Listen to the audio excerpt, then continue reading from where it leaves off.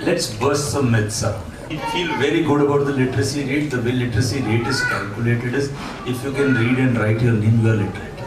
Let's not be happy about 80% or whatever we are at, because that doesn't tell you any story. Second thing, you compared it to US literacy rate, but reading is a challenge for US too. So while we sit here and think that this is no longer a challenge for the Western world, it's as much a challenge for Western world as it is for us. We're facing similar problems. We're trying to find solutions for all the things. We saw a lot of new innovations happening in the books.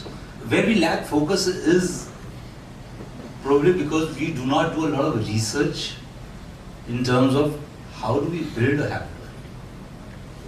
We always blame it to technology in today's world and say because of the technology, kids are not reading enough. I don't think the blame lies with the technology, the blame lies with the environment that we provide to our children. Is it conducive enough to reading or not? There are some things that can be done, and for me it comes in naturally to us because Scholastic does a lot of research on reading. A lot of people feel that because we were the largest children book publishers, that's why we stepped into the domain of reading, not realizing that it was actually, the story was the other way around. Because Scholastic stepped into the domain of reading, they were the only publishers, and they are the only publishers who were connected to the consumers, which is the children who were consuming their content, from where they realized what kids like to read, and they tweaked their publishing programs according to what children wanted to read, and that's what made us the world's largest children's book publisher.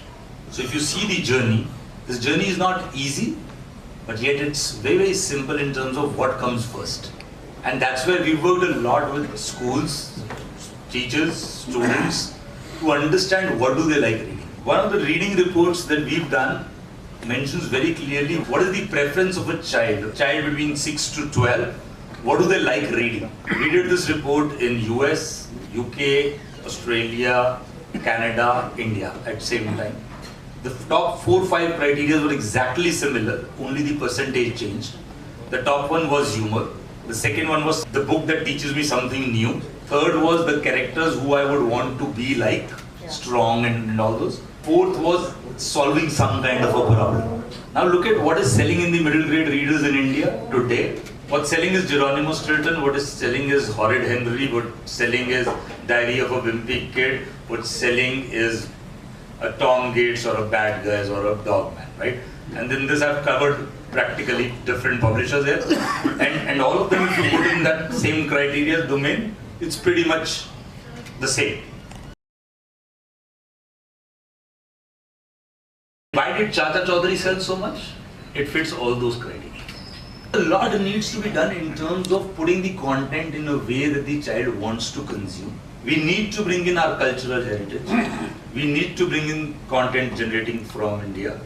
We need to talk about Indian mythology. But we have to talk in a way that the child is wanting to consume it, rather than trying to give him the way we want him to. And by that, I am not meaning that we need to add too much of elements into the book. We just need to have the strength of content which today's generation likes to consume. Because at the end of the day, it's the content that sells, nothing else. One of the areas where we actually, I would say that all of us, printers and publishers, we have to blame ourselves is that 800 billion market that we talk about, only 4% of it is in the leisure reading. 96% is on education. A fraction of revenue comes out of reading. Partly the blame lies on all of us because we tried to take market share from each other, whether we are printers or we are publishers, thinking that this is the market that we are operating in, not realizing that the market can be very, very big in comparison to what it is today.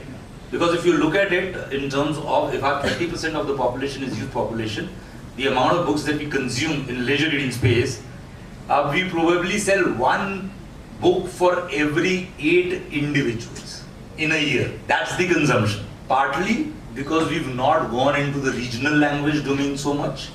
We've not provided the users the content in the language they want to consume, in the format that they want to consume, and we've also not given them the freedom of consuming what they want to consume. we always try to tell them what to read. Whether it is the parent or it's the school, you should read this, you should not read this. The research points out that 86% of children say that they are the best when it comes to choosing a book for themselves.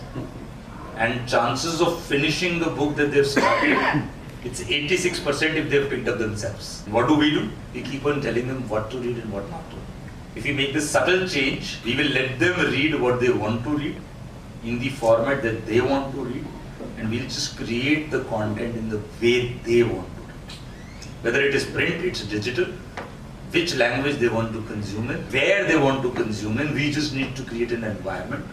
Last but not the least, as a parent, if I'm sitting at home and when I come back from work, my thing is spending an hour on a mobile phone and then I expect my child to read, then probably I am wrong, not that child. Yes.